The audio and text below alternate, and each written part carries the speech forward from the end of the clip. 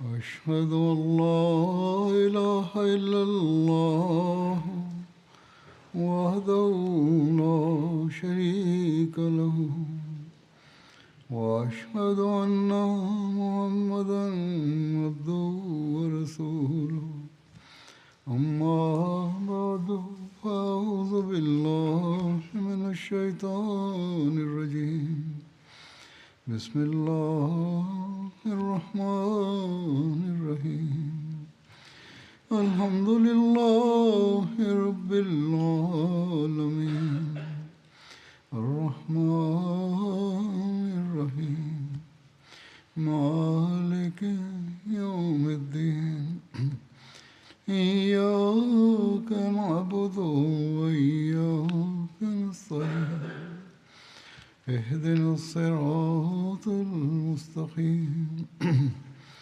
صراط الذين أنعمت عليهم غير المغضوب عليهم ولا الضالين.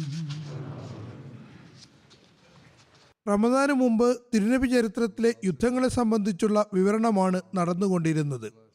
ഇതോടനുബന്ധിച്ച് ഖൈബർ യുദ്ധത്തിന്റെ സംഭവങ്ങളാണ് വിവരിച്ചിട്ടുണ്ടായിരുന്നത്. ഇന്നും ഇതേ സംബന്ധിച്ച് പറയുന്നതാണ്. ഖൈബർ വിജയത്തിന്റെ സന്തോഷത്തോടൊപ്പം തന്നെ ആ ദിവസങ്ങളിൽ തിരുനബി സല്ലല്ലാഹു അലൈഹി വസല്ലമിന് മറ്റൊരു സന്തോഷം കൂടി ഉണ്ടായിരുന്നു. അതേക്കുറിച്ച് നബി സല്ലല്ലാഹു അലൈഹി വസല്ലം പറയുന്നു, എന്നെ സംബന്ധിച്ചിടത്തോളം ഖൈബറിന്റെ വിജയമാണോ കൂടുതൽ സന്തോഷപ്രദം, അതല്ല ഇനി പറയുന്ന കാര്യമാണോ എന്ന് വർണ്ണിക്കാൻ കഴിയുന്നില്ല. അതായത് ഹസ്രത്ത് ജാഫർ ഹബശയിലേക്ക് പോയ മുഹാജിരീങ്ങളോടൊപ്പം അവിടെ നിന്ന് തിരിച്ചു വരികയുണ്ടായി. നമുക്കറിയാവുന്നതുപോലെ മക്കക്കാരുടെ ആക്രമണങ്ങളിൽ പ്രയാസപ്പെട്ടുകൊണ്ട് അവിടെയുള്ള കുറച്ച് മുസ്ലിങ്ങൾ ഹബശയിലേക്ക് പലായനം ചെയ്തിട്ടുണ്ടായിരുന്നു. അവരിൽ തിരുനബി സല്ലല്ലാഹു അലൈഹി വസല്ലമയുടെ പിതൃവ്യപുത്രനായ ഹസ്രത്ത് ജാഫർ ബിൻ അബൂ താലിബും ഉണ്ടായിരുന്നു.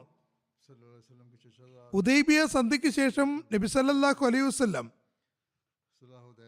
ഹസ്രത്ത് അമർ ബിൻ ഉമയ്യ സുമരിയെ ഹബശയിലെ നജ്ജാഷിയുടെ അടുക്കലേക്ക് കത്തുമായി അയച്ചിരുന്നു. അതിൽ ഇങ്ങനെ എഴുതിയിരുന്നു, ഇപ്പോൾ അവിടെയുള്ള മുസ്ലിം മുഹാജിരീങ്ങളെ മദീനയിൽ എൻ്റെ അടുത്തേക്ക് പറഞ്ഞയക്കുക. അങ്ങനെ അന്യദേശത്ത് 15 വർഷം കഴിച്ചുകൂട്ടിയതിനു ശേഷം അവർ 2 കപ്പലുകളിൽ കയറി മദീനയിലേക്ക് എത്തി. അപ്പോൾ നബി സല്ലല്ലാഹു അലൈഹി വസല്ലം ഖൈബറിലേക്ക് പോയി എന്ന് അവർക്ക് അറിയാൻ ഇടയായി. അങ്ങനെ തിരുനബി സല്ലല്ലാഹു അലൈഹി വസല്ലമയെ എത്രയും വേഗം കണ്ടുമുട്ടാനുള്ള തിടുക്കവും ആവേശവും കാരണം മദീനയിൽ താമസിക്കുന്നതിന് പകരം അദ്ദേഹം ഖൈബറിലേക്ക് തിരിക്കുകയുണ്ടായി. നബി സല്ലല്ലാഹു അലൈഹി വസല്ലം ഹസ്രത്ത് ജാഫറിനെ കണ്ടപ്പോൾ എഴുന്നേറ്റ് നിന്ന് ആലിംഗനം ചെയ്യുകയും ഇരു കണ്ണുകൾക്കുമിടയിൽ നെറ്റിത്തടത്തിൽ ഉമ്മ വയ്ക്കുകയും ചെയ്തുകൊണ്ട് പറഞ്ഞു,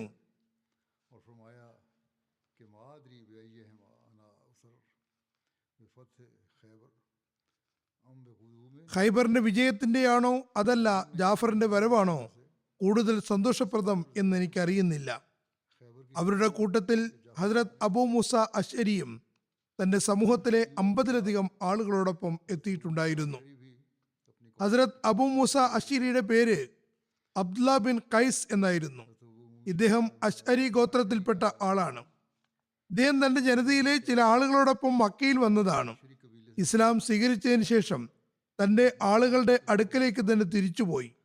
പിന്നെ കുറച്ചു കാലത്തിന് ശേഷം തന്റെ 2 സഹോദരന്മാരോടും ജനതയിലെ 50ഓളം ആളുകളോടുമൊപ്പം മദീനയിലേക്ക് ഹിജ്റത്ത് ചെയ്യുന്നതിന് വേണ്ടി സമുദ്രയാത്ര പുറപ്പെട്ടു.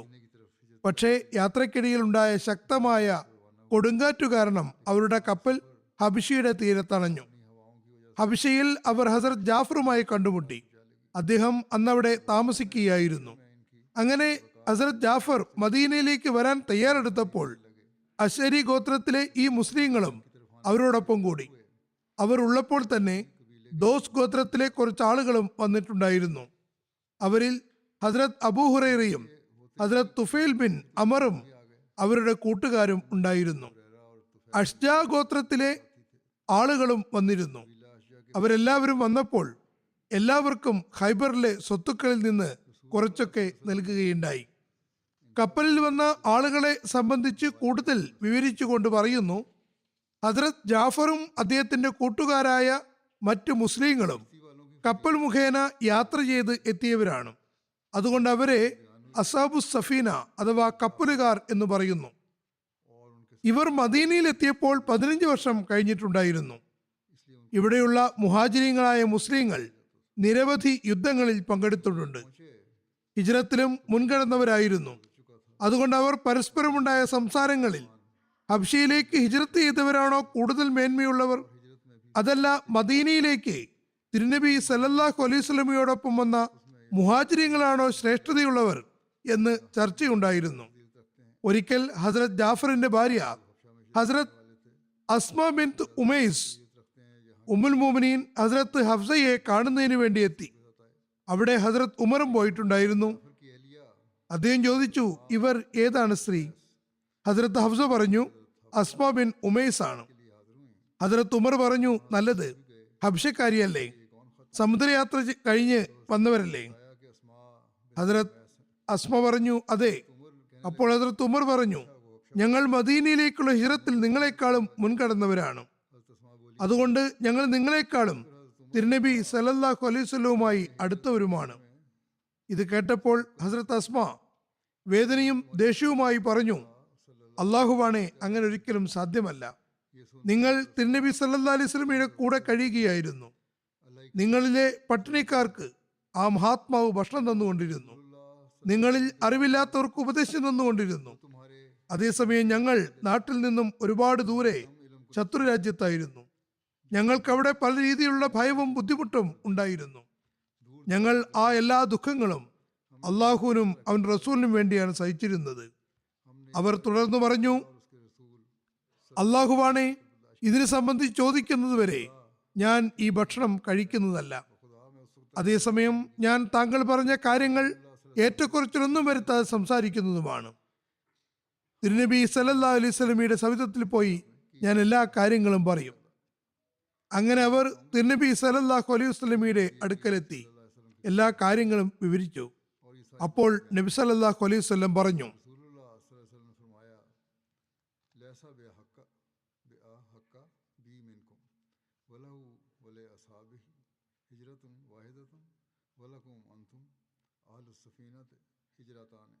അവർക്ക് നിങ്ങളെക്കാളും അവകാശങ്ങൾ ഒന്നുമില്ല, മറിച്ച് അവരുടെയും അവരുടെ സുഹൃത്തുക്കൾക്കും ഒരു ഹിജ്റത്താണുള്ളത്.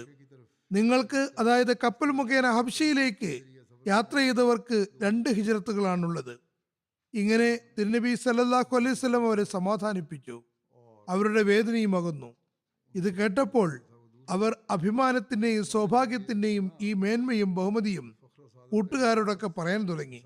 ഹസ്രത്ത് അസ്മ പറയുന്നു, തുടർന്ന് ഹബ്ഷക്കാരായ ആളുകൾ കൂട്ടം കൂട്ടമായി എൻ്റെ അടുക്കൽ വന്നു.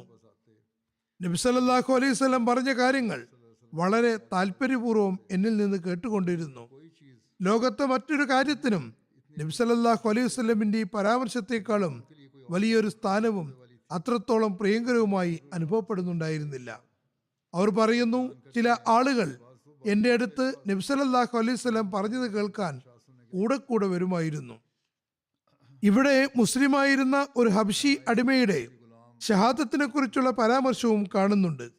നിവേദനത്തിൽ പറയുന്നു, ഖൈബറിലെ ഒരു വ്യക്തിയുടെ അടിമ യസാർ ആയിരുന്നു. അദ്ദേഹം അയാളുടെ ആടുകളെ മേച്ചിരുന്നു. അദ്ദേഹം ഖൈബറുകാർ തിരുനബി സല്ലല്ലാഹു അലൈഹി വസല്ലമയ്ക്കെതിരിൽ ആയുധങ്ങൾ എടുക്കുന്നത് കണ്ടപ്പോൾ ഖൈബറുകാരോട് ചോദിച്ചു, നിങ്ങൾ എന്താണ് ഉദ്ദേശിക്കുന്നത്? അവർ പറഞ്ഞു, നബിയാണെന്ന് വാദിക്കുന്ന വ്യക്തിയുമായി ഞങ്ങൾ യുദ്ധം ചെയ്യുന്നതാണ്. അദ്ദേഹത്തിന്റെ മനസ്സിൽ നബി സല്ലല്ലാഹു അലൈഹി വസല്ലമയെ കുറിച്ചുള്ള സ്മരണ ഇടം പിടിച്ചിരുന്നു. അതായത് നബി സല്ലല്ലാഹു അലൈഹി വസല്ലമയുടെ സ്ഥാനമഹാത്മ്യം അദ്ദേഹത്തിന്റെ മനസ്സിലുണ്ടായിരുന്നു. നബി എന്ന് വാദിച്ചിട്ടുണ്ടെങ്കിൽ തീർച്ചയായും എന്തെങ്കിലും കാര്യമുണ്ടാവും. അദ്ദേഹം തന്റെ ആടുകളെയുമായി അവയെ പാൽ കറക്കാൻ കൊണ്ടുപോയി. മുസ്ലിങ്ങൾ അദ്ദേഹത്തെ പിടികൂടുകയും നബി സല്ലല്ലാഹു അലൈഹി വസല്ലമിന്റെ സവിധത്തിൽ എത്തിക്കുകയും ചെയ്തു. മറ്റൊരു നിവേദനത്തിൽ കുറച്ചുകൂടി വിശദീകരണമുണ്ട്. അതനുസരിച്ച് ഈ അടിമയായ വ്യക്തി സ്വയം ആടുകളുമായി നബി സല്ലല്ലാഹു അലൈഹി വസല്ലമയുടെ അടുക്കലെത്തി. നബി സല്ലല്ലാഹു അലൈഹി വസല്ലം അദ്ദേഹത്തോട് സംസാരിച്ചു തുടങ്ങി. അദ്ദേഹം തിരുനബി സല്ലല്ലാഹു അലൈഹി വസല്ലം വേണ്ടി ചോദിച്ചു, അങ്ങ് എന്തിലേക്കാണ് വിളിക്കുന്നത്? നബി സല്ലല്ലാഹു അലൈഹി വസല്ലം പറഞ്ഞു, ഞാൻ താങ്കളെ ഇസ്ലാമിലേക്ക് ക്ഷണിക്കുന്നു. അതായത് അള്ളാഹു അല്ലാതെ മറ്റൊരു ആരാധ്യനില്ലെന്നും ഞാൻ അള്ളാഹുവിന്റെ ദൂതനാണെന്നും സാക്ഷ്യം വഹിക്കുക. നിങ്ങൾ അള്ളാഹുവിനെ അല്ലാതെ മറ്റാരെയും ആരാധിക്കരുത്. അടിമയായ ആ വ്യക്തി പറഞ്ഞു, ഞാൻ ഈ സാക്ഷ്യം വഹിക്കുകയാണെങ്കിൽ എനിക്ക് അതുകൊണ്ട് എന്ത് കിട്ടും? ഞാൻ അള്ളാഹുവിൽ വിശ്വസിക്കുകയാണെങ്കിൽ എനിക്ക് എന്താണ് കിട്ടുക? നബി സല്ലല്ലാഹു അലൈഹി വസല്ലം പറഞ്ഞു, നിങ്ങൾ ഇതിൽ വിശ്വസിക്കുകയാണെങ്കിൽ നിങ്ങൾക്ക് സ്വർഗം ലഭിക്കും. അങ്ങനെ ആ അടിമ വംശജൻ ഇസ്ലാം സ്വീകരിച്ചു. അദ്ദേഹം പറഞ്ഞു, യാ റസൂലല്ലാഹ്, ഞാൻ കറുത്ത നിറമുള്ള മനുഷ്യനാണ്. മുഖത്ത് യാതൊരു സൗന്ദര്യവുമില്ല. വളരെ ദുർഗന്ധമുള്ള ആളാണ്. എൻ്റെ പക്കൽ പൈസയുമില്ല. ഞാൻ ശത്രുക്കളുമായി അടരാടി മരണപ്പെടുകയാണെങ്കിൽ ഞാൻ സ്വർഗത്തിൽ പോകുമോ? നബി സല്ലല്ലാഹു അലൈഹി വസല്ലം പറഞ്ഞു, അതെ, തീർച്ചയായും നിങ്ങൾ സ്വർഗത്തിൽ പോകുന്നതാണ്. ഹബശി അടിമ പറഞ്ഞു, യാ റസൂലല്ലാഹ്, ഈ ആടുകളെല്ലാം എൻ്റെ പക്കൽ സൂക്ഷിപ്പ് മുതലാണ്. അവയെ ഞാൻ എന്തു ചെയ്യും? നബി സല്ലല്ലാഹു അലൈഹി വസല്ലം പറഞ്ഞു, അവയെ സൈന്യത്തിൽ നിന്ന് മാറ്റി നിർത്തുക, സ്വതന്ത്രമായി മൈതാനത്തിലേക്ക് അഴിച്ചുവിടുക. തീർച്ചയായും അള്ളാഹു നിന്റെ ഈ അമാനത്ത് നിന്റെ ഭാഗത്തു നിന്ന് കൊടുത്തു വീട്ടുന്നതാണ്.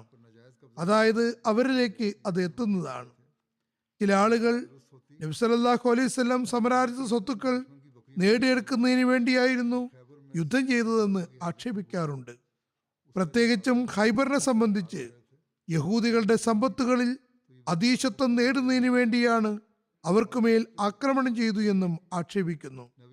ഇത് ശരിയായിരുന്നുവെങ്കിൽ ഖൈബറിൽ സഹാബാക്കൾ വിശപ്പ് കൊണ്ട് വലയുമ്പോൾ ഭക്ഷണത്തിന് ഒന്നും കിട്ടാതിരുന്ന സമയത്ത് യുദ്ധത്തിന്റെ നിർണായക ഘട്ടത്തിൽ ശത്രുക്കളുടെ ആട്ടുംപറ്റത്തെ ആടുകൾ സൗജന്യമായി കിട്ടിയ മുതലുമായിരുന്നു അതിനെ ഉപയോഗിക്കേണ്ടതായിരുന്നു.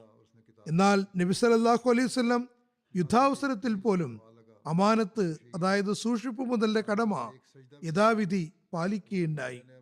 ആടുകളെ തിരിച്ചു കൊടുക്കാൻ കൽപ്പിച്ചു. ഏതായിരുന്നാലും അദ്ദേഹം അങ്ങനെ തന്നെ ചെയ്തു. ആടുകളെല്ലാം ആരോ ഒരാൾ മേയ്ക്കാനുള്ളതുപോലെ ഒന്നിച്ചു തന്നെ നീങ്ങി. അങ്ങനെ അതിന്റെ ഉടമസ്ഥനടുക്കലെത്തി. പിന്നെ അദ്ദേഹം മുന്നോട്ട് വന്ന് പോരാടി. ഒടുവിൽ ഒരു അമ്പ് അദ്ദേഹത്തിന് മേൽ തറച്ചു. അങ്ങനെ ഷഹീദായി. വാസ്തവത്തിൽ അദ്ദേഹം ഒരു സുജൂദ് പോലും ചെയ്തിട്ടുണ്ടായിരുന്നില്ല. വളരെ പുതു മുസ്ലിമായിരുന്നു. ഒരു നമസ്കാരമോ മറ്റോ അനുഷ്ഠിച്ചിട്ടില്ല.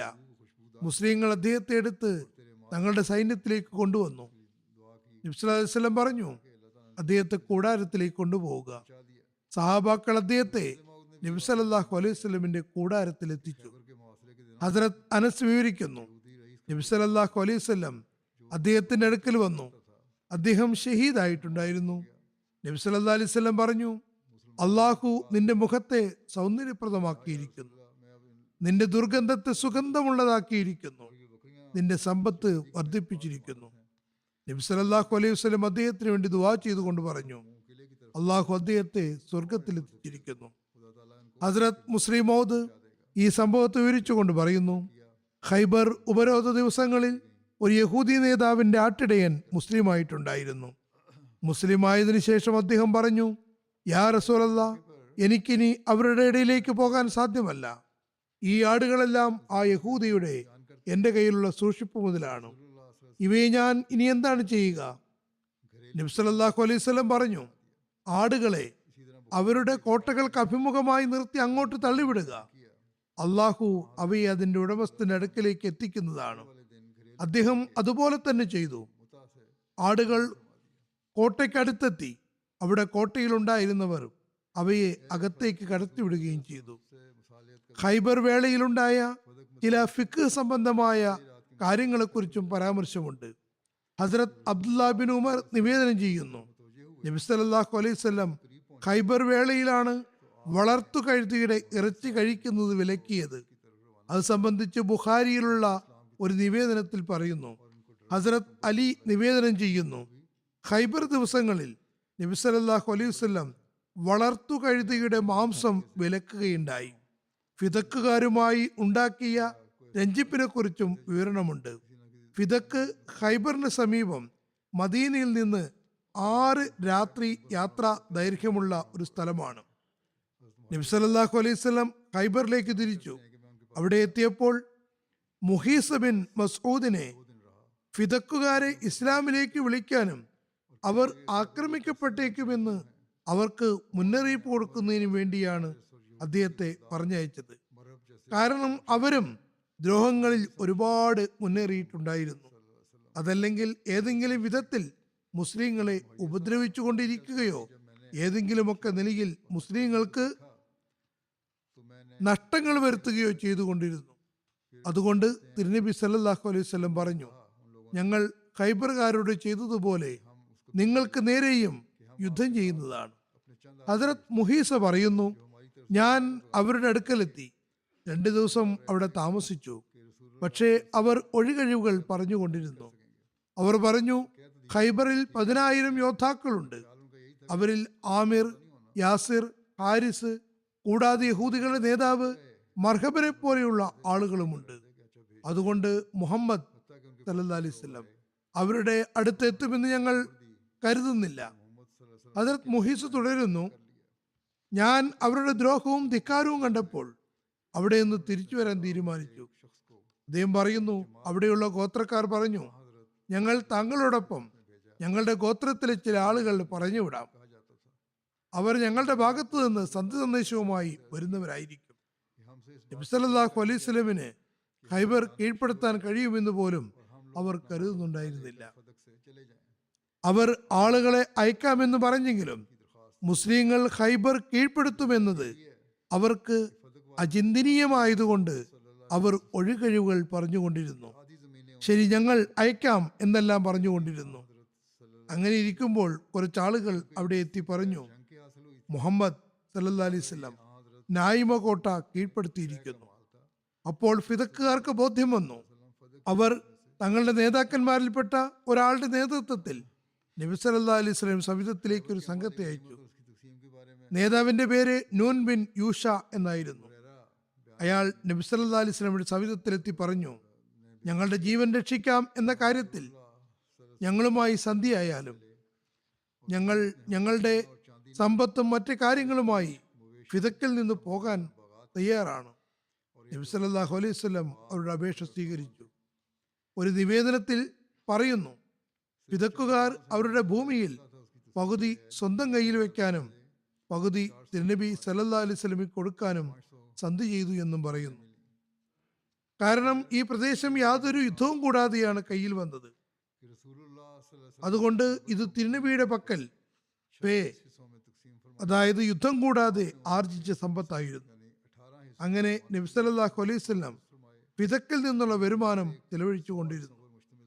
ഖൈബറിലെ സമരാർജിത സ്വത്തുക്കളും അതിന്റെ വിതരണവുമായി ബന്ധപ്പെട്ട ഒരു നിവേദനവുമുണ്ട്. ഹദ്റത്ത് അബൂ ഹുറൈറ നിവേദനം ചെയ്യുന്നു, ഞങ്ങൾ തിരുനബി സല്ലല്ലാഹു അലൈഹി വസല്ലമയോടൊപ്പം ഖൈബറിലേക്ക് പുറപ്പെട്ടു. യുദ്ധമുതലുകളിൽ ഞങ്ങൾക്ക് സ്വർണമോ വെള്ളിയോ കിട്ടിയില്ല. ഒട്ടകവും വളർത്തുമൃഗങ്ങളും തോട്ടങ്ങളുമാണ് കിട്ടിയത്. ഒരു നിവേദനത്തിൽ സമ്പത്തും വസ്ത്രങ്ങളും സാധനങ്ങളും കിട്ടിയെന്ന് പറയുന്നു. ഏതാനും കോട്ടകളിൽ നിന്ന് ആയുധങ്ങളും കിട്ടിയിരുന്നു. ഇതിന്റെ വിശദീകരണത്തിൽ പറയുന്നു, അതിൽ 1000 കുന്തങ്ങളും 400 വാളുകളും 500 വില്ലുകളും ഉണ്ടായിരുന്നു. ഹദ്റത്ത് ബഷീർ ബിൻ യസാർ നിവേദനം ചെയ്യുന്നു, ഖൈബറിനെ മൊത്തം 36 വിഭജിച്ചു. അതിൽ പകുതി, അതായത് 18 ഭാഗം മുസ്ലിങ്ങൾക്ക് വേണ്ടി മാറ്റിവെച്ചു. അതിൽ ഓരോന്നും 100 വീതം ഭാഗങ്ങൾ അടങ്ങിയതായിരുന്നു. അതായത് 1800 ഭാഗങ്ങൾ ഉണ്ടായിരുന്നു. അതിലൊരു പങ്ക് നബി സല്ലല്ലാഹു അലൈഹി വസല്ലമിൻ്റെതായിരുന്നു. അതായത് മറ്റുള്ളവർക്ക് കൊടുത്തിരുന്നതിന് തത്തുല്യമായ പങ്ക് തന്നെയാണ് നബി സല്ലല്ലാഹു അലൈഹി വസല്ലമിനും ഉണ്ടായിരുന്നത്. ഒരു നിവേദനത്തിൽ പറയുന്നു, കുതിരകളെ 3 ഭാഗമാക്കിയിട്ടുണ്ടായിരുന്നു. കാലാളുകളെ ഒരു പങ്കാക്കി മാറ്റിയിരുന്നു. ഭാവിയിൽ ഉണ്ടാകുന്ന അവസ്ഥകൾക്കും സാഹചര്യങ്ങൾക്കും മുസ്ലിങ്ങൾക്ക് ഇനി ഉണ്ടാകാനിടയുള്ള കാര്യങ്ങൾക്കും വേണ്ടി അത് നിജപ്പെടുത്തി മാറ്റിവെച്ചു. അതായത് റിസർവ് ഫണ്ടിലേക്ക് മാറ്റി. ഇത് വത്തി, കത്തീബിയ, സലാലിം എന്നിവയും അതുമായി ബന്ധപ്പെട്ട സ്വത്തുക്കളും ആയിരുന്നു. ഇതെല്ലാം അവിടെ ഉണ്ടായിരുന്ന സ്വത്തുക്കളായിരുന്നു. ഒരു നിവേദനത്തിൽ പറയുന്നു, ഖത്തീബിയിൽ നിന്ന് കിട്ടിയതിൽ അള്ളാഹുവിൻ്റെ അഞ്ചിലൊന്നും തിരുനബി സല്ലല്ലാഹു അലൈഹി വസല്ലമയുടെ പങ്കും സ്വന്തക്കാരുടെയും യത്തീമുകളുടെയും മിസ്കീനുകളുടെ പങ്കും നബി സല്ലല്ലാഹു അലൈഹി വസല്ലമയുടെ സഹധർമ്മിണിമാർക്കുള്ള ചെലവും ഉൾപ്പെട്ടിരുന്നു. കൂടാതെ നബി സല്ലല്ലാഹു അലൈഹി വസല്ലമിനും ഫിദക്കുകാർക്കുമിടയിൽ സന്ധി നടത്തിയിരുന്ന ആളുകൾക്കുള്ള പങ്കും മാറ്റിവെക്കുകയുണ്ടായി. അതിലൊരു പങ്ക് ഹസ്രത്ത് മുഹീസ ബിൻ മസ്ഊദിൻ്റെതായിരുന്നു. അദ്ദേഹത്തിന് 30 വസക്ക് ജൗവും 30 വസക്ക് ഈന്തപ്പഴവും നൽകിയുണ്ടായി. ഒരു വസക്ക് എന്ന് പറയുന്നത് 60 സാ ആണ്.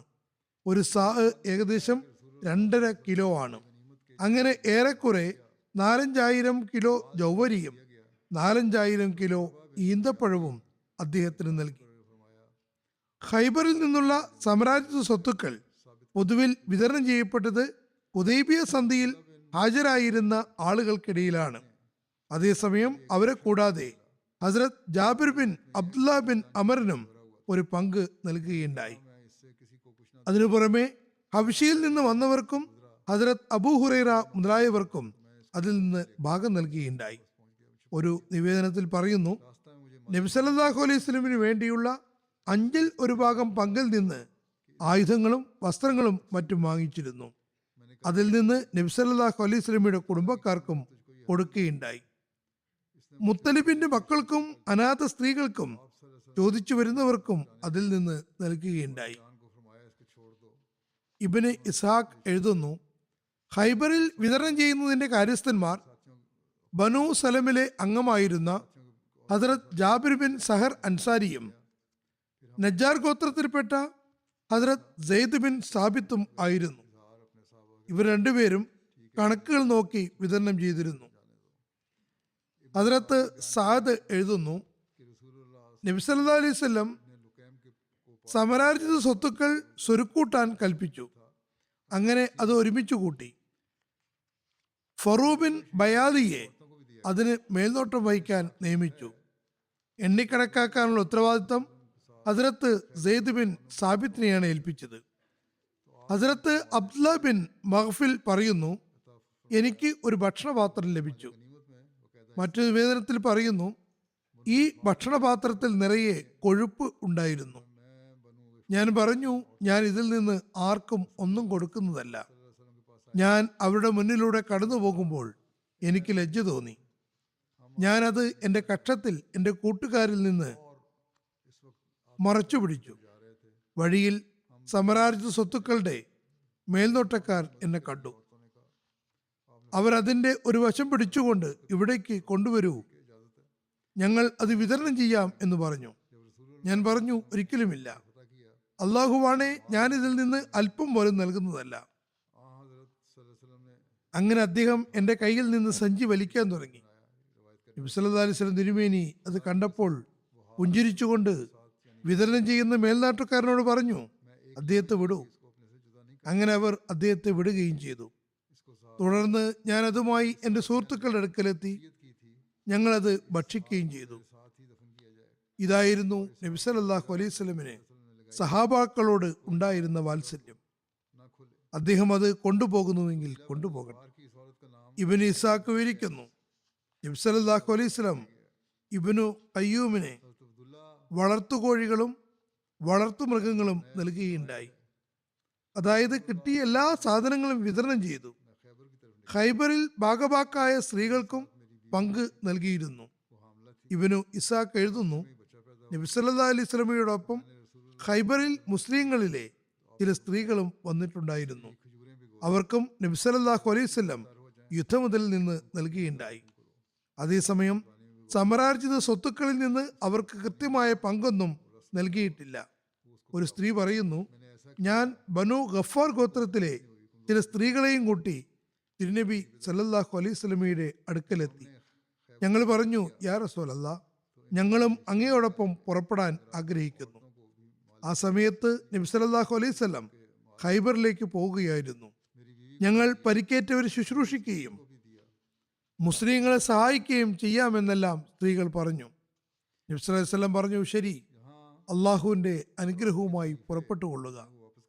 അതെ, നിങ്ങൾക്കും അനുവാദം തരുന്നു. ഞങ്ങൾ നബി സല്ലല്ലാഹു അലൈഹി വസല്ലമയോടൊപ്പം പുറപ്പെട്ടു.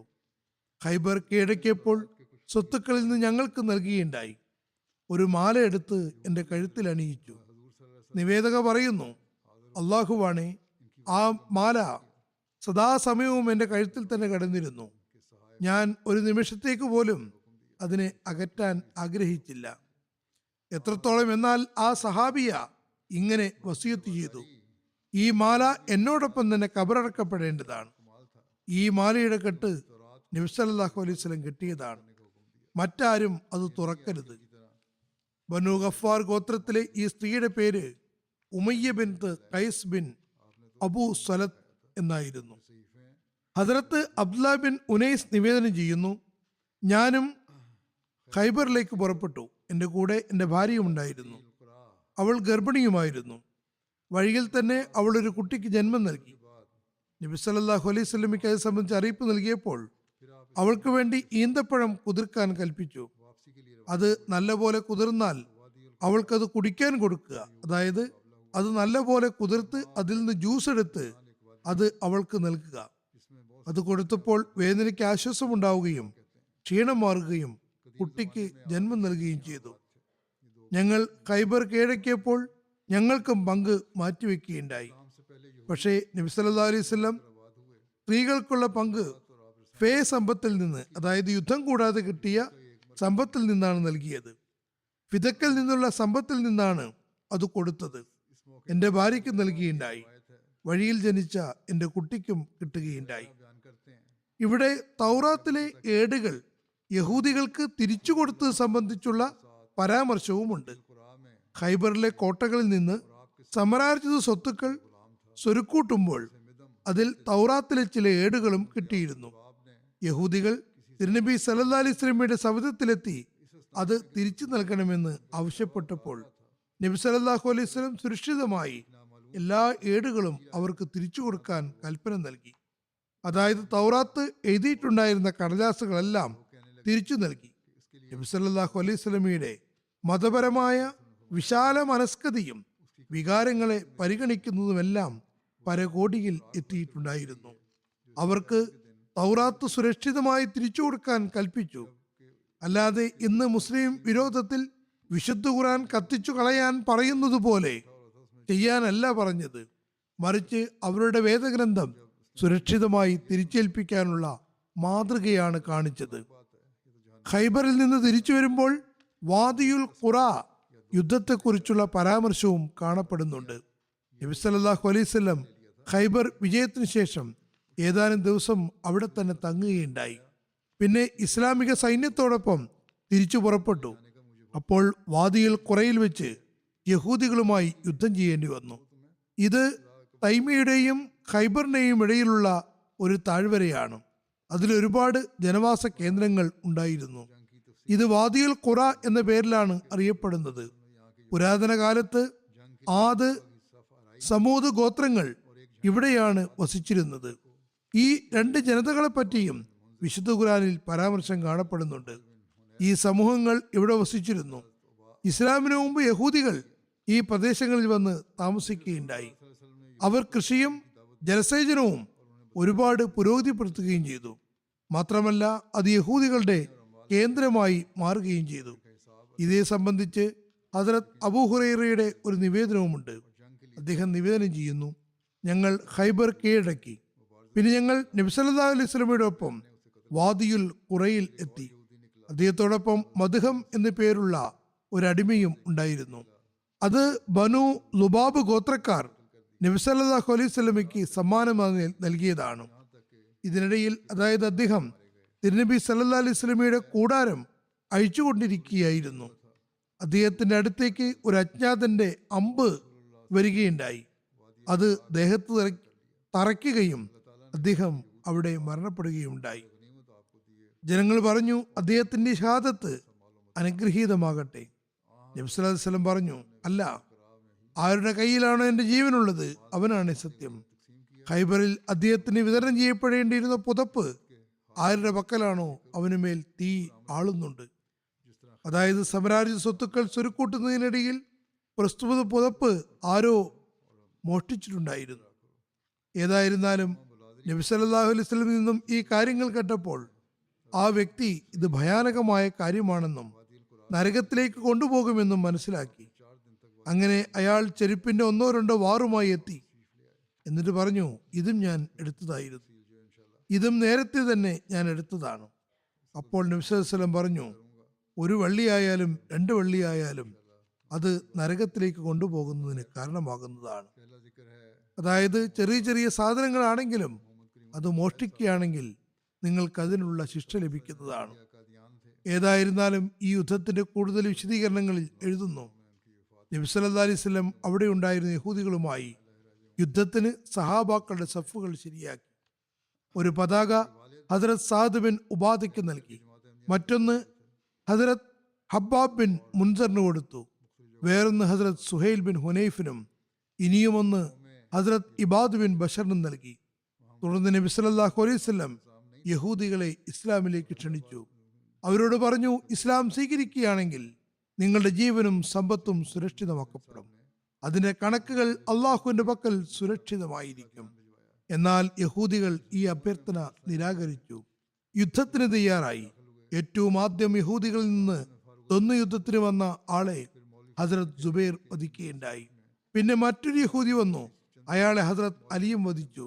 അതിനുശേഷം വേറൊരു യഹൂദി പുറപ്പെട്ടു, അയാളെ ഹസ്രത്ത് അബൂ ദുജാനിയും വധിച്ചു. ഇങ്ങനെ രാത്രി വരെയും യുദ്ധം തുടർന്നു. എത്രത്തോളം എന്നാൽ യഹൂദികളിലെ 11 പേർ കൊല്ലപ്പെട്ടു. അടുത്ത ദിവസമായപ്പോൾ സൂര്യൻ ഉദിക്കുന്നതിന് മുമ്പേ യഹൂദികൾ ആയുധം വെച്ച് കീഴടങ്ങി.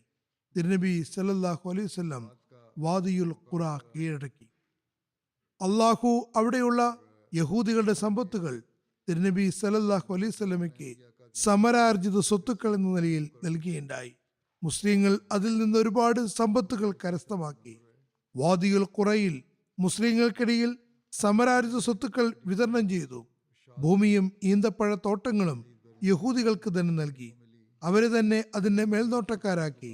ഖൈബറിൽ യഹൂദികളെ മേൽനോട്ടക്കാരാക്കിയതുപോലെ നിങ്ങൾ തന്നെ ഇത് വെക്കുകയും സമ്പാദിക്കുകയും തയ്യാറാക്കുകയും ചെയ്തു കൊള്ളുക എന്ന് പറഞ്ഞു. അല്ലാമ ബിലാദരി പറയുന്നു, ഹദ്രത്ത് അമർ ബിൻ സയ്യിദ് ബിൻ ആസിനെ വാദിൽ ഖുറയുടെ മേൽനോട്ടക്കാരനായി നിയമിച്ചു. തിരുനബി സല്ലല്ലാഹു അലൈഹി വസല്ലം 4 ദിവസത്തോളം വാദിയുൽ ഖുറയിൽ തങ്ങി. പിന്നെ മദീനയിലേക്ക് തിരിച്ചു വന്നു. ഇതിന്റെ കൂടുതൽ വിശദീകരണങ്ങൾ ഇൻഷാ അല്ലാഹ് പിന്നീട് പറയുന്നതാണ്.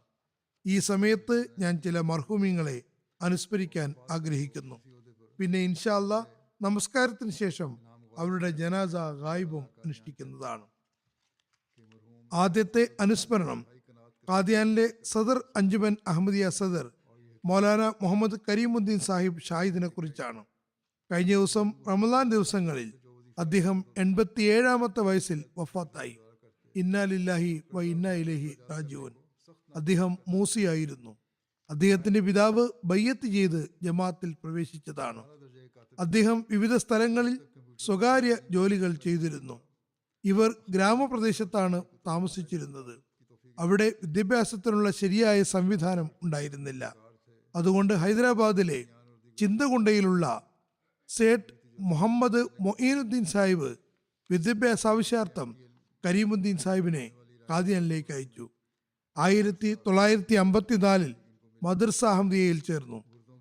1957 പാസ്സാവുകയും പിന്നീട് 1960 ചണ്ഡീഗഡ് പഞ്ചാബ് യൂണിവേഴ്സിറ്റിയിൽ നിന്ന് മൗലവി ഫാസിൽ പരീക്ഷ പാസ്സാവുകയും ചെയ്തു. തുടർന്ന് ഉപരിപഠനാർത്ഥം റബുവയിലും പോയി.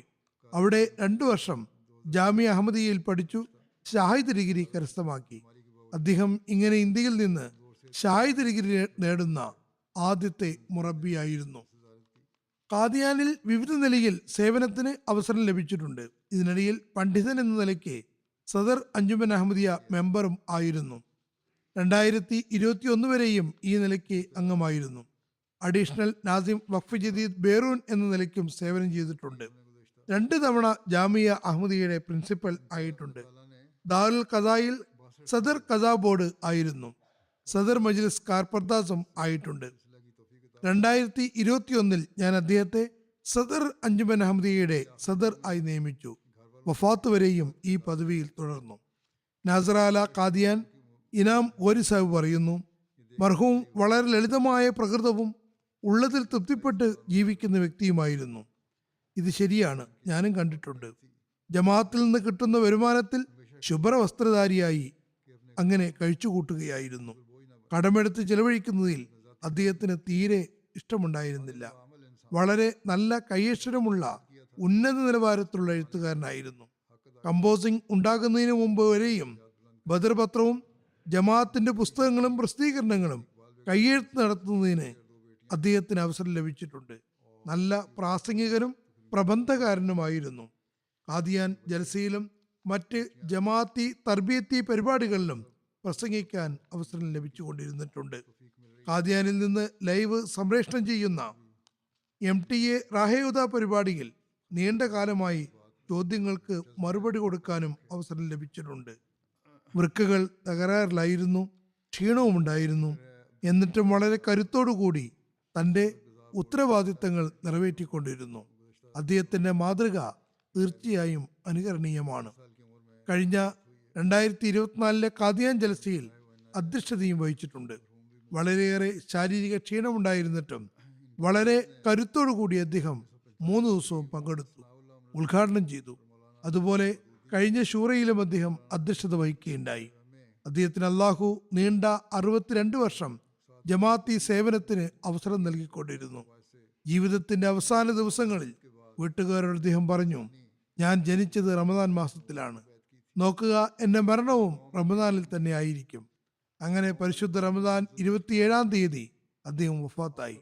ഞാൻ പറഞ്ഞു വന്നതുപോലെ വളരെയേറെ അധ്വാനിയും താഴ്മയുമുള്ള മനുഷ്യനായിരുന്നു.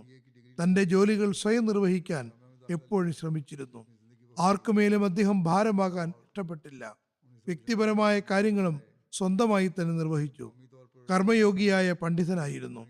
വഖഫ് സംബന്ധിച്ച് ചെയ്ത ശപഥം അദ്ദേഹം യഥാവിധി നിറവേറ്റുകയും ചെയ്തു. അള്ളാഹു അദ്ദേഹത്തിന്റെ പദവികൾ ഉയർത്തുമാറാകട്ടെ. അദ്ദേഹത്തിന്റെ ആദ്യ വിവാഹം ഇക്ബാൽ ബേഗം സാഹിബിയുമായിട്ടായിരുന്നു.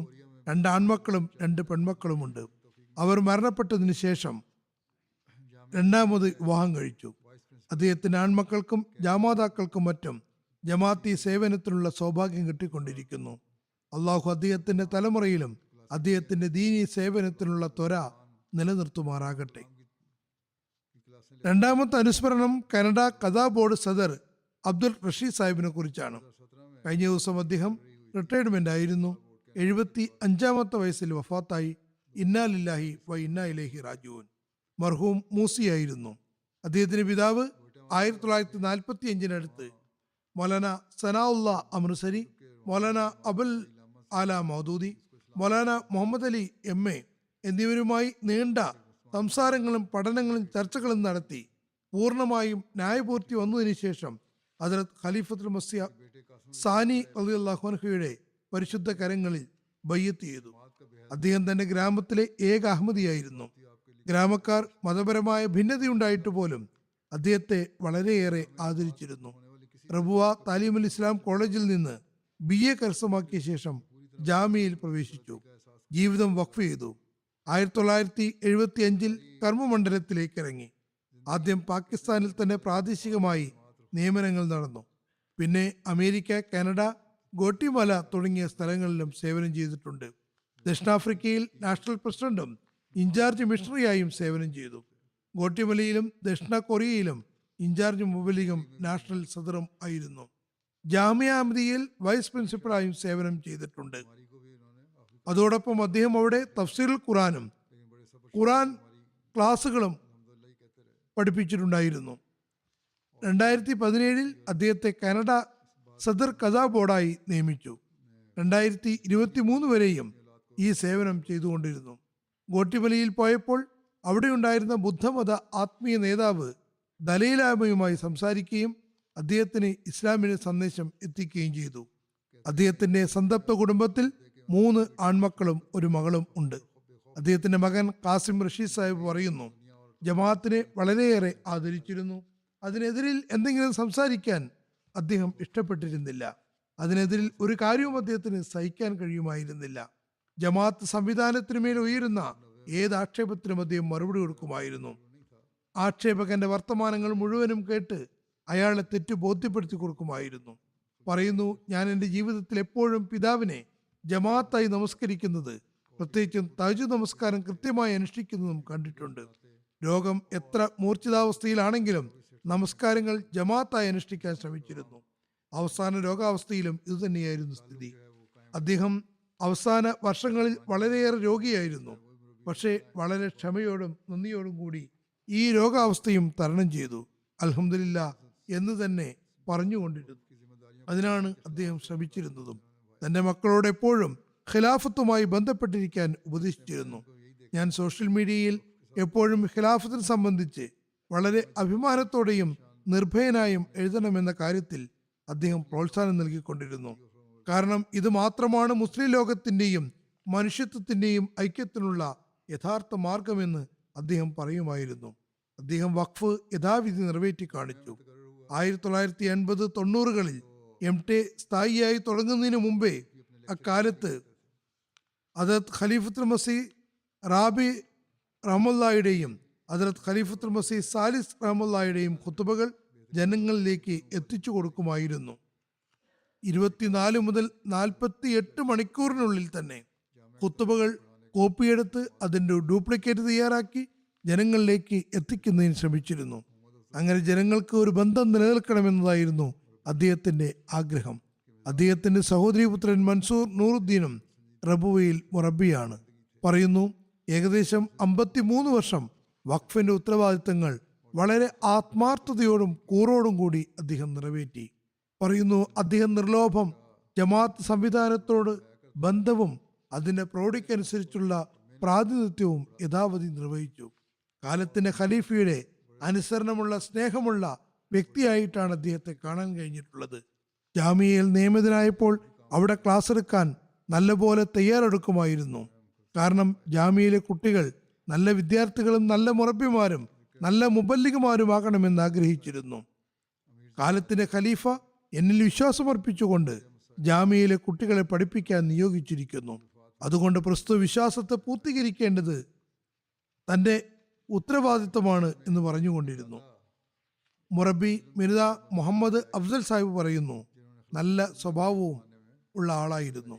വളരെയേറെ അധ്വാനിയും പക്വമതിയുമായ വാക്കിഫി ജിന്ദഗിയായിരുന്നു. ജമാഅത്തിൻ്റെ എല്ലാ പ്രവർത്തനങ്ങളെയും മുന്തിക്കുമായിരുന്നു. സഹായിക്കുന്ന കാര്യത്തിൽ ഒട്ടും അമാന്തം കാണിച്ചിരുന്നില്ല. അബ്ദുൽ നൂർ ആബിദ് സാഹിബ് പറയുന്നു, ഞങ്ങൾക്ക് തഫ്സീറുൽ ഖുർആനാണ് പഠിപ്പിച്ചിരുന്നത്. വളരെയേറെ സ്നേഹത്തോടെയും അധ്വാനത്തോടെയുമാണ് പഠിപ്പിച്ചത്. ഒരുപാട് നോട്ടുകൾ എഴുതിക്കുമായിരുന്നു. വളരെ ശ്രദ്ധാപൂർവം അത് പരിശോധിക്കുകയും ചെയ്തിരുന്നു. അദ്ദേഹം പഠിപ്പിച്ചിരുന്ന നോട്ട്സുകൾ ഇന്നും പ്രയോജനപ്പെടുന്നു. അള്ളാഹു അദ്ദേഹത്തോട് പൊറുമയോടെയും കരുണയോടെയും വർത്തിക്കുമാറാകട്ടെ.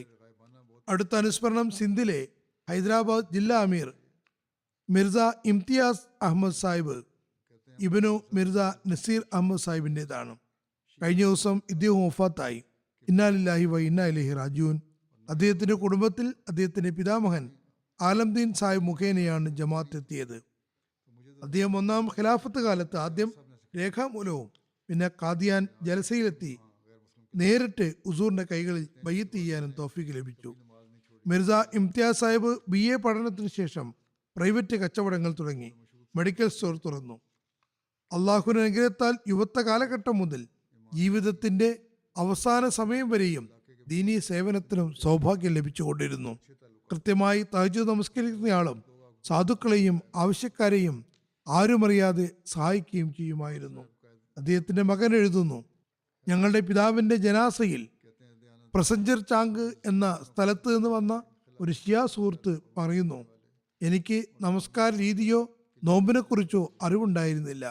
ഇസ്ലാമിന്റെ അധ്യാപനമോ അദബുകളോ അറിയുമായിരുന്നില്ല. ഇദ്ദേഹം എനിക്ക് നമസ്കാരം പഠിപ്പിച്ചു തന്നു. നോമ്പെടുക്കാനും അദ്ദേഹമാണ് പഠിപ്പിച്ചത്. പക്ഷെ ഇന്ന് നമ്മൾ അവിടെ അമുസ്ലിം എന്നാണ് അറിയപ്പെടുന്നത്. പറയുന്നു, അതിനുശേഷം ഞാൻ ഒരിക്കലും നമസ്കാരം ഉപേക്ഷിച്ചിട്ടില്ല. കൃത്യമായി ഇബാദത്തുകൾ അനുഷ്ഠിക്കുന്നു. മുറബി മിർസ മഷൂദ് സാഹിബ് പറയുന്നു, സൽപ്രകൃതവും വിശ്വസ്തതയും ഉന്നത സ്വഭാവവും കാരണം വളരെ നല്ല ബന്ധമായിരുന്നു ജനങ്ങളുമായിട്ടുണ്ടായിരുന്നത്. അനഹമ്മദികൾ തങ്ങളുടെ സാധനങ്ങൾ സൂക്ഷിക്കാൻ അദ്ദേഹത്തെ ഏൽപ്പിച്ചിരുന്നു. ഹൈദരാബാദ് ജില്ലാ മുൻ ഖായിദ് ഷഹബാസ് സാഹിബ് പറയുന്നു, വിശ്വസ്തനും വിനീതനും മറ്റുള്ളവരുടെ വേദന മനസ്സിലാക്കുന്നയാളും ഖിലാഫത്തിനെ വളരെയേറെ സ്നേഹിക്കുന്ന ആളുമായിരുന്നു. ജമാഅത്തി സംവിധാനത്തിൽ വളരെ അഭിമാനമുള്ള ആളായിരുന്നു. രോഗികളുടെ പക്കൽ പൈസയില്ലെങ്കിൽ സൗജന്യമായി മരുന്നുകളും കൊടുക്കുമായിരുന്നു. അദ്ദേഹത്തിന്റെ മരണത്തിൽ അനുശോചനത്തിന് വേണ്ടി വന്ന ഒരുപാട് ആളുകൾ അദ്ദേഹം പോയതോടുകൂടി നമ്മുടെ നാട്ടിലൊരു വലിയ വിടവുണ്ടായി എന്ന് പറയുകയുണ്ടായി. അള്ളാഹു അദ്ദേഹത്തോട് പൊറുമയോടെയും കരുണയോടെയും വർത്തിക്കുമാറാകട്ടെ. അടുത്ത അനുസ്മരണം അൽഹാജ് മുഹമ്മദ് അൽ അറബി സാഹിബിൻ്റെതാണ്. അൾജീരിയ നിവാസിയായിരുന്നു. കഴിഞ്ഞ ദിവസം 82-ാമത്തെ വയസ്സിൽ വഫാത്തായി. ഇന്നാ ലില്ലാഹി വ ഇന്നാ ഇലൈഹി റാജിഊൻ. അൾജിയക്കാരനായിരുന്നുവെങ്കിലും ഫ്രാൻസിലാണ് താമസിച്ചിരുന്നത്. 2015 UK ജലസയിൽ തന്റെ ഭാര്യയോടൊപ്പം അതിഥിയായി ഇവിടെ വന്നതാണ്. അള്ളാഹുവിന്റെ അനുഗ്രഹത്താൽ ബയ്യത്ത് ചെയ്താണ് തിരിച്ചുപോയത്. നേരത്തെയും ഇവിടെ വന്നിട്ടുള്ളതുപോലെ തന്നെ അദ്ദേഹം ഈ സ്ഥലത്തോട് ഒരു പ്രത്യേക സ്നേഹം പ്രകടിപ്പിച്ചിരുന്നു. അദ്ദേഹം പറയുന്നു, ഞാൻ വർഷങ്ങളായി ഈ സ്ഥലം പല പ്രാവശ്യം സ്വപ്നത്തിൽ കാണുകയുണ്ടായി. ബയ്യത്തിന് ഒരു ദിവസം മുമ്പും ഇങ്ങനെ ഒരു സ്വപ്നം കണ്ടു. അതനുസരിച്ച് അദ്ദേഹം ഭാര്യയോടൊപ്പം ഹദ്റത്ത് മസീഹ് അലി ഇസ്ലാമിന്റെ ജമാഅത്തിൽ ചേരാൻ തീരുമാനമെടുത്തു. ഈ ജലസയിൽ ഫ്രാൻസിൽ നിന്ന് അദ്ദേഹത്തിന്റെ കുടുംബത്തിൽപ്പെട്ട അഹമ്മദികളും അനഹമ്മദികളുമായ 35 പേർ വന്നിട്ടുണ്ടായിരുന്നു. അതിൽ 8 പേർ അദ്ദേഹത്തെ തുറന്ന് ജലസയ്ക്കിടയിൽ ബയ്യത്ത് ചെയ്തു. അദ്ദേഹം തന്റെ മക്കളെ ദീനീ കാര്യങ്ങൾ പഠിപ്പിക്കാൻ വളരെയേറെ ശ്രമിച്ചിട്ടുണ്ട്. നമസ്കാരവും വിശുദ്ധ ഖുർആൻ അധ്യാപനങ്ങളും നൽകുന്നതിന് വേണ്ടി ദീനീ സ്കൂളുകളിൽ അഡ്മിഷൻ വാങ്ങി. അദ്ദേഹത്തിന്റെ മക്കൾക്ക് അദ്ദേഹത്തെക്കാൾ മുമ്പ് ബയ്യത്ത് ചെയ്യാൻ തൗഫീഖ് ലഭിച്ചിരുന്നു. മക്കൾ പറയുന്നു, പിതാവ് ഞങ്ങൾക്ക് ദീനീ വിദ്യാഭ്യാസം നൽകിയിരുന്നു. അത് ഞങ്ങൾക്ക് ദീനിനോട് വളരെയേറെ അടുപ്പവും അനുസരണവും ഉണ്ടാകുന്നതിന് കാരണമായി. അങ്ങനെ അത് മുഖേന അഹമ്മദ് സ്വീകരിക്കാൻ എളുപ്പമുണ്ടായി. അദ്ദേഹത്തിന്റെ കുടുംബത്തിൽ അദ്ദേഹത്തിന്റെ മൂത്ത മകൻ മുഹമ്മദ് അൽ അറബി മുഖേനയാണ് ജമാഅത്ത് എത്തിയത്. ഒരു ദിവസം സാറ്റലൈറ്റ് ചാനൽ അഡ്ജസ്റ്റ് ചെയ്യുമ്പോൾ പെട്ടെന്ന് MTA മുന്നിൽ വന്നു. അതിൽ ഹദ്റത്ത് ഖലീഫത്തുൽ മസീഹ് റാബി റഹ്മത്തുള്ളാഹി തആലയെ കാണാൻ ഇടയായി. അദ്ദേഹം പിന്നീട് അഹമ്മദിയത്തിനെയും പ്രത്യേകിച്ച് ഈസാ നബിയുടെ വഫാത്തിനെ സംബന്ധിച്ചും വളരെ ആഴത്തിൽ പഠിച്ചു. ഒടുവിൽ 1995 UK ജലസയിൽ അദ്ദേഹം ബയ്യത്ത് ചെയ്തു. പിന്നീട് ഏകദേശം 20 വർഷങ്ങൾക്ക് ശേഷമാണ് പിതാവ് ബയ്യത്ത് ചെയ്തത്. എന്നാൽ മകൻ നേരത്തെ തന്നെ ബയ്യത്ത് ചെയ്തിരുന്നു. ഫ്രാൻസിൽ നിന്ന് അൾജീരിയയിൽ വന്നുകൊണ്ടിരുന്നു. 2017 പോലീസ് അൾജീരിയയിൽ അദ്ദേഹത്തിന്റെ വീട്ടിൽ റെയ്ഡ് നടത്തി. അദ്ദേഹത്തിന്റെ മക്കളെ അഹമ്മദിയാണെന്ന കാരണം പറഞ്ഞ് അറസ്റ്റ് ചെയ്തു. അതിൽ അദ്ദേഹം വളരെ ധൈര്യമാണ് പ്രകടിപ്പിച്ചത്. പോലീസ് സ്റ്റേഷനിൽ പോയപ്പോൾ അദ്ദേഹത്തോട് നിങ്ങൾ അഹമ്മദിയാണോ എന്ന് ചോദിച്ചപ്പോൾ അദ്ദേഹം യാതൊരു ഭാവഭേദവും കൂടാതെ അൽഹംദുലില്ലാ അഹമ്മദിയാണെന്ന് പറഞ്ഞു. അദ്ദേഹം പറയുന്നു, പിതാവ് നിയമത്തെ ആദരിച്ചിരുന്നു. നിയമം അനുവദിക്കുമ്പോൾ അദ്ദേഹത്തിന്റെ വീട് ആദ്യത്തെ അഹമ്മദിയ കേന്ദ്രമായിരിക്കുമെന്നും പറഞ്ഞിരുന്നു. അദ്ദേഹം അത് വളരെ ധൈര്യത്തോടെ തുറന്ന് പ്രഖ്യാപിക്കുകയുണ്ടായി. ഖിലാഫത്തിനോടും കാലത്തിന്റെ ഖലീഫയോടും വളരെയേറെ സ്നേഹമുണ്ടായിരുന്നു. വർഷങ്ങളോളം ഫ്രാൻസിൽ അദ്ദേഹത്തിന്റെ പിതാവ് അദ്ദേഹത്തിന്റെ ഭവനം ജമാഅത്തി പരിപാടികളുടെയും ജുമാ നമസ്കാരത്തിന്റെയും സെന്റർ ആക്കിയിട്ടുണ്ടായിരുന്നു. അൽഹാജ് മുഹമ്മദ് അൽ അറബി സാഹിബിന്റെ സംതപ്ത കുടുംബത്തിൽ 81 വയസ്സുള്ള ഭാര്യയും 8 മക്കളുമുണ്ട്. അതിൽ 7 മക്കളും അള്ളാഹുവിന്റെ അനുഗ്രഹത്താൽ അഹമ്മദികളാണ്. ഒരു മകൻ തബ്ലീഗ് സെക്രട്ടറിയും ഫ്രാൻസിലെ അറബി ഡെസ്ക് ഇൻചാർജുമാണ്. പെൺമക്കളും ദീനീ സേവനത്തിൽ വ്യാപൃതരാണ്. അൾജീരിയയിലെ ഒരു അഹമ്മദി എഴുതുന്നു, മുഹമ്മദ് സാഹിബ് വളരെ ശുദ്ധഹൃദയനും ധർമ്മിഷ്ഠനുമായിരുന്നു. കാലത്തിന്റെ ഇമാമിനെ മനസ്സിലാക്കാനും വിശ്വസിക്കാനും തൗഫീക്ക് ലഭിച്ചതിൽ എപ്പോഴും അള്ളാഹുവിനോട് നന്ദി പ്രകടിപ്പിച്ചിരുന്നു. അദ്ദേഹം പറയുന്നു, കാലത്തിന്റെ ഇമാമിനെ ബയ്യത്ത് ചെയ്ത ശേഷം എന്റെ ഈമാൻ സുദൃഢമാവുകയും വിശ്വാസം കൂടുതൽ ഉറക്കുകയും ചെയ്തിരിക്കുന്നു. അൾജീരിയ അൻസാറുള്ള സദർ പറയുന്നു, അദ്ദേഹം ജമാഅത്തിന്റെ എല്ലാ പ്രോഗ്രാമിനും മീറ്റിങ്ങിനും വേണ്ടി തന്റെ വീട് സമർപ്പിച്ചിരുന്നു. മാത്രമല്ല വീടിന്റെ ഒരു ഭാഗം നമസ്കാര സെന്ററാക്കി സമർപ്പിക്കുകയും ചെയ്തിരുന്നു. മറ്റൊരു അഹമ്മദി പറയുന്നു, അള്ളാഹുമായി അദ്ദേഹത്തിന് പ്രത്യേകമായ ബന്ധവും ഉണ്ടായിരുന്നു. തഖ്വയുടെ കാര്യത്തിൽ അദ്ദേഹം മാതൃകയായിരുന്നു. അദ്ദേഹം എല്ലാ അവസ്ഥയിലും നമസ്കാരം അനുഷ്ഠിക്കാൻ തിടുക്കം കാണിച്ചിരുന്നു. എത്രത്തോളം എന്നാൽ കഠിനമായ രോഗാവസ്ഥയിലും നമസ്കാരം കൃത്യമായി അനുഷ്ഠിച്ചിരുന്നു. വളരെ ആർദ്രതയോടെ ഉറച്ച വിശ്വാസത്തോടെ അള്ളാഹുവിനോട് പ്രാർത്ഥിക്കുമായിരുന്നു. അള്ളാഹു മർഹൂമിനോട് പൊറുമയോടെയും കരുണയോടെയും വർത്തിക്കുമാറാകട്ടെ, പദവികൾ ഉയർത്തുമാറാകട്ടെ. അടുത്ത അനുസ്മരണം ഹൈദരാബാദ് ജില്ലയിലെ കോട്രി മുഹമ്മദ് അഷ്റഫ് സാഹിബിൻ്റെതാണ്. ഇദ്ദേഹം കഴിഞ്ഞ ദിവസം 70-ാമത്തെ വയസ്സിൽ വഫാത്തായി. ഇന്നാ ലില്ലാഹി വ ഇന്നാ ഇലൈഹി റാജിഊൻ. കോങ്കോയിലെ മുറബിയായ നവീദ് അഷ്റഫ് സാഹിബിന്റെ പിതാവാണ്. ഫീൽഡിലായതുകൊണ്ട് അദ്ദേഹത്തിന്റെ പിതാവിന് ജനാസയിൽ പങ്കെടുക്കാൻ കഴിഞ്ഞില്ല. അദ്ദേഹത്തിന്റെ കുടുംബത്തിൽ ഹസ്രത്ത് മസീമദ് അലി ഇസ്ലാമിന് സഹാബിയായ ഹസ്രത്ത് നൂർ ഇലാഹി സാഹിബ് മുഖേനയാണ് അഹമ്മദിയത്ത് എത്തിയത്. ഇദ്ദേഹം പരേതിന്റെ പിതാമഹനാണ്. കോങ്കോ മുറബി നവീദ് അഷ്റഫ് സാഹിബ് എഴുതുന്നു, പിതാവിന് ദീനിനോടുള്ള സ്നേഹം തന്റെ പിതാമഹന്മാർ മുഖേന രക്തത്തിൽ അലിഞ്ഞു ചേർന്നതായിരുന്നു. വളരെയേറെ സൽപ്രകൃതമുള്ള, വളരെയേറെ ദുആ ചെയ്യുന്ന, ഖിലാഫത്തിനോട് അടുത്ത ബന്ധം പുലർത്തുന്ന വ്യക്തിത്വമായിരുന്നു. വിവിധ നിലകളിൽ ജമാഅത്ത് സേവനത്തിന് അവസരം ലഭിച്ചിട്ടുണ്ട്. വളരെയേറെ അധ്വാനിയും അതിഥി സൽക്കാര പ്രിയനുമായിരുന്നു.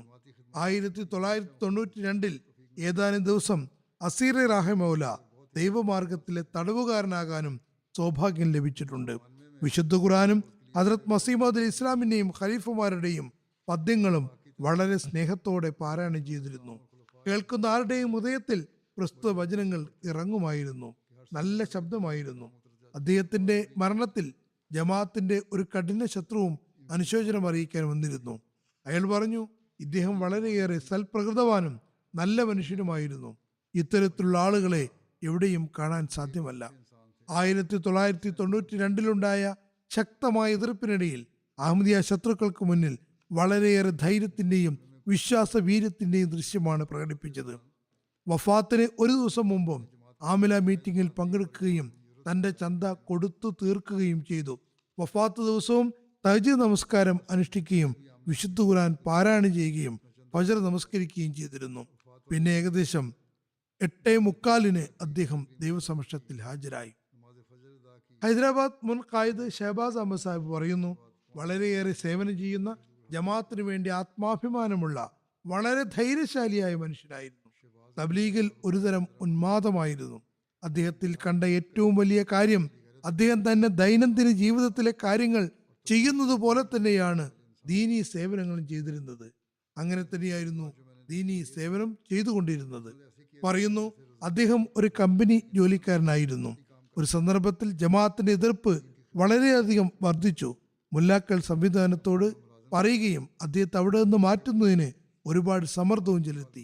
അവിടെ ഉണ്ടായിരുന്ന ജനറൽ മാനേജർ മുല്ലാക്കളോട് പറഞ്ഞു, നിങ്ങൾ അദ്ദേഹം അഹമ്മദിയാണോ, മിർദായിയാണോ, കാദിയാനിയാണോ എന്നതെല്ലാം ഒഴിവാക്കുക. അദ്ദേഹത്തിൽ എന്ത് കുറവാണ് നിങ്ങൾ കണ്ടത് എന്നെനിക്ക് പറഞ്ഞു തരിക. എന്തിന്റെ അടിസ്ഥാനത്തിലാണ് ഞാൻ അദ്ദേഹത്തെ ജോലിയിൽ നിന്ന് മാറ്റി നിർത്തേണ്ടത്? അതിന് മുല്ലാക്കൾക്ക് മറുപടി ഒന്നും ഉണ്ടായിരുന്നില്ല. അങ്ങനെ അദ്ദേഹം അവിടെ തന്നെ ജോലി തുടരുകയും ചെയ്തു. സന്തപ്ത കുടുംബത്തിൽ ഭാര്യയും 3 പെൺമക്കളും 4 ആൺമക്കളുമുണ്ട്. തുടർന്നും അദ്ദേഹത്തിന് കുടുംബ പരമ്പരയുണ്ട്. അള്ളാഹു പൊറുമയോടെയും കരുണയോടെയും വർത്തിക്കുമാറാകട്ടെ, പദവികൾ ഉയർത്തുമാറാകട്ടെ.